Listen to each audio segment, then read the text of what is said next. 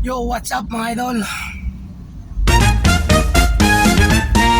Para sa mga nagbabas kay Diwata, no? Ipalagay natin na lulubog siya. Yung babalik siya sa dating yung mahirap siya. Baliwala sa kanya yon. Sanay na siya doon eh. At ito pa, napaka-imposible naman na babalik pa sa kahirapan. Kasi unang-una, vlogger siya. Pag mag-upload nga siya sa Facebook, million views kaagad. Sumasahod na yan. Hindi katulad sa atin na hanggang ngayon pa rin. Processing, hindi pa nakakasahod. Di ba mga idol?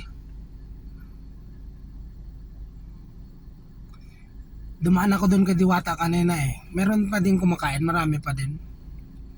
Kaso hindi naman karamihan kasi Martes nga ngayon eh.